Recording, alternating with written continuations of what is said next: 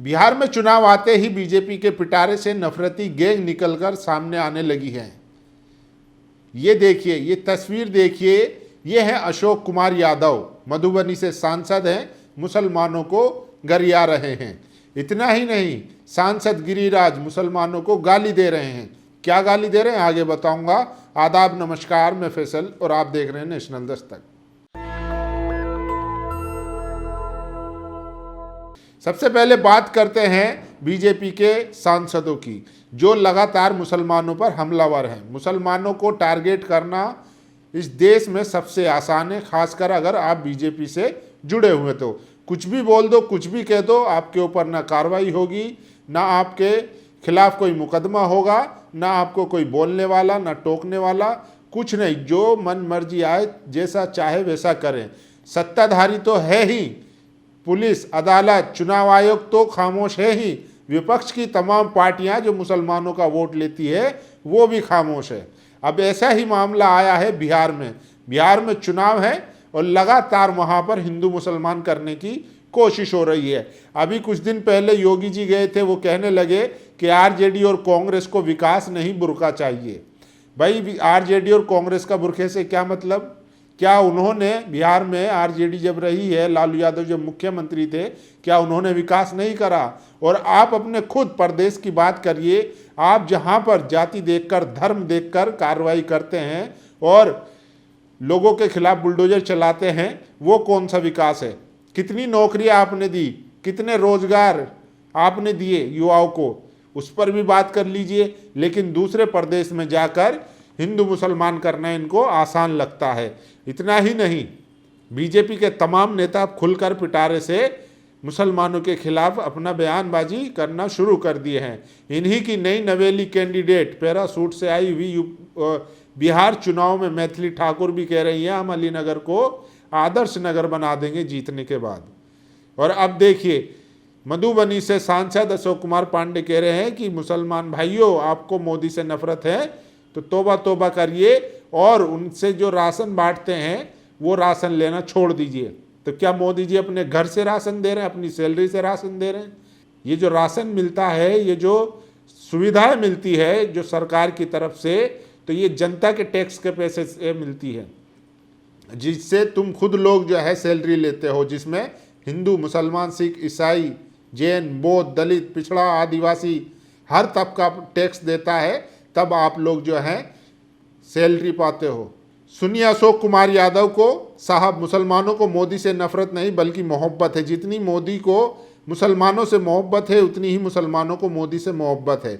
अब रही बात सिलेंडर या राशन की, तो कोई खैरात नहीं है, मुसलमान टैक्स देते हैं, उसी से ये सब मिलता है। तो सिलेंडर और टैक्स देने की बात कर रहे हैं ये, तो भैया सरकार को टैक्स दिया जाता है, तब सरकार जो है रिटर्न में सुविधाएं देती हैं, कोई एहसान नहीं कर रही है। और ये देखिए, बीजेपी नेता गिरिराज सिंह का विवादित बयान, मुसलमानों को कहा नमक हराम, बोले ऐसे लोगों के वोट नहीं चाहिए। तो फिर आप जो है मोदी जी के खिलाफ जा रहे हैं। मोदी जी तो कहते हैं कि मुस्लिम माताएं बहनें हमें वोट देती हैं, हमें सम्मान करती है, हमने उनके लिए बहुत कुछ किया है। तो ये तो आप अपने ही नेता के खिलाफ जा रहे हैं। तो बोलने से पहले सोचना चाहिए कि नमक हराम तो आप हुए। देखिए, इसीलिए मोहम्मद आजम लिखते हैं नमक हराम, भारतीयों के टैक्स से वेतन लेने वाला शख्स, भारतीयों को ही नमक हराम कहने वाले शख्स से बड़ा नमक हराम और कौन होगा। जनता इन्हें चुनती है कि ये उसका उद्धार करेंगे, लेकिन ये नागरिकों को बांट रहे हैं। सबसे बड़ा नमक हराम ऐसे ही लोग हैं। तो ये खुद नमक हराम ही कर रहे हैं देश के साथ, संविधान के साथ। वसीम अकरम लिखते हैं, भारत की जनता के टैक्स के पैसे से वेतन लेने वाला जोकर भारत की जनता को नमक हराम कह रहा है। इससे बड़ा नमक हराम और कौन होगा। आजम सोशलिस्ट साहब, आपने इसे सही आईना सिखाया। तो देखिए, ये हैं। और मधुबनी सांसद अशोक यादव ने मुसलमानों के खिलाफ विवादित बयान देकर मुसलमानों को भड़काने की कोशिश कर रहा है। जब जब चुनाव होना होता है, तब तब बीजेपी की तरफ से किसी न किसी को हिंदू मुस्लिम करने के लिए लगा दिया जाता है। और आप जानते ही हैं, बीजेपी जो है पिछड़ों को, दलितों को, आदिवासियों को इस काम के लिए लगा देती है।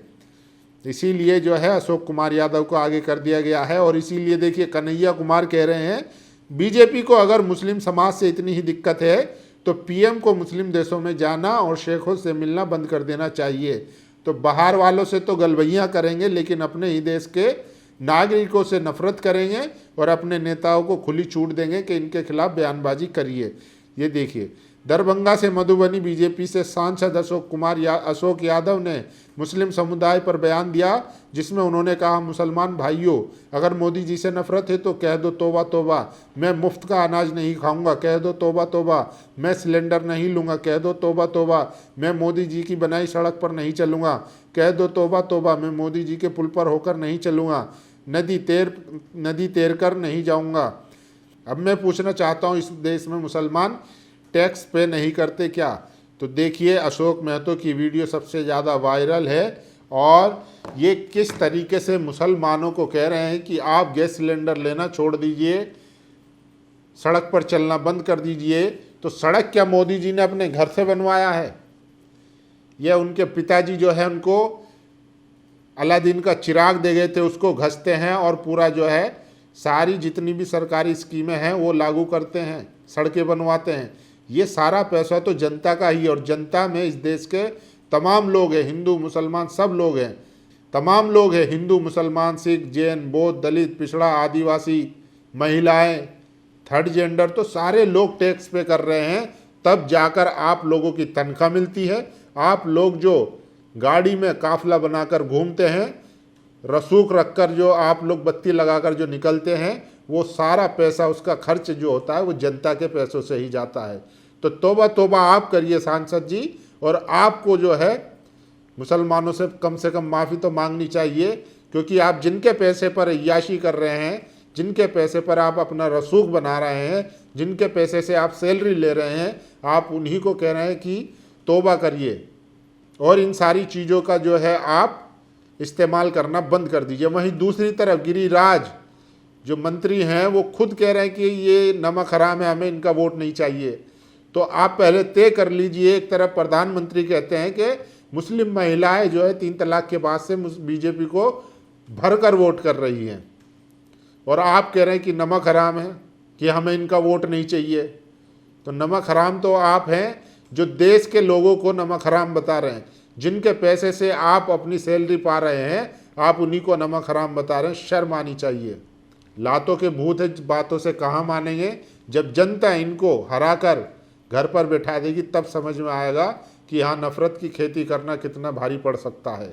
धीरे धीरे माहौल बदलेगा और आपको भी इस देश की जनता, जिसको आपने जो है ब्रेन वॉश करके मुसलमानों के प्रति नफरत भर के अपनी सत्ता को चमका रहे हैं ना, एक दिन आपको भी वही जनता आपको सबक सिखाएगी।